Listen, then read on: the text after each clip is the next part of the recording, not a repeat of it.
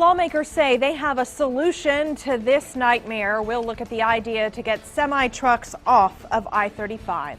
Yet again, people's lives are put at risk in Austin because of an 18-wheeler crash out on our roads. This morning, a big rig flipped over on Interstate 35 just before the Highway 183 exit. 3 people were involved. All of them had minor injuries.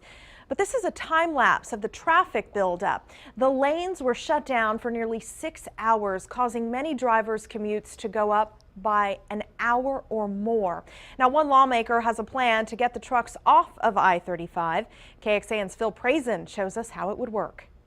I mean, the traffic's just so awful. Christy Becker moved to Austin 8 years ago, and she noticed her time sitting in traffic got longer and longer each year. People moving here every day, it just keeps getting worse and worse. She's one of thousands who can't get around quickly. Really just stressed because there's a bunch of things I need to get done, after, before work, or in the middle of the day, and that time is valuable. They say we're adding 130 people a day to the region. Those people did not bring their own highways. Representative Celia Israel is our new member on the House Transportation Committee. She says nearly a quarter of all vehicles on I-35 are 3-axle trucks or larger. So she filed a bill to try and convince those big rigs to travel not on I-35, but to the east. Representative Israel's bill is all about getting trucks onto State Highway 130. It would do that by cutting tolls. It would make what is now a $54 trip for big rigs a $9 trip.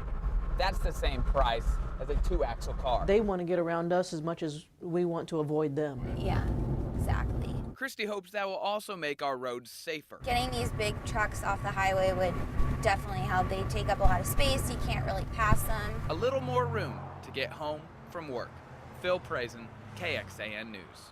And Representative Israel's bill now moves to Joe Pickett's Transportation Committee. He says he will take a very close look at toll roads this session. The idea to encourage big rig drivers to use SH 130 instead of Interstate 35 has already been tested and approved. The Texas Department of Transportation ran pilot programs in 2011 and in 2013. In both cases, truck drivers saw a significant discount, and the numbers do show impressive results. During the test run in 2013, traffic on 130 increased by nearly 44%. We also told you about the push to move the semis to SH 130 because of hazardous cargo. An expert at the Center for Transportation Research says it's a clear solution to keep drivers on I-35 safe. But right now, there are a lot of hurdles to overcome. For example, federal rules allow truckers to avoid routes that include toll roads. Also, part of 130 is privately owned, which would mean potentially pricey negotiations for those truck drivers.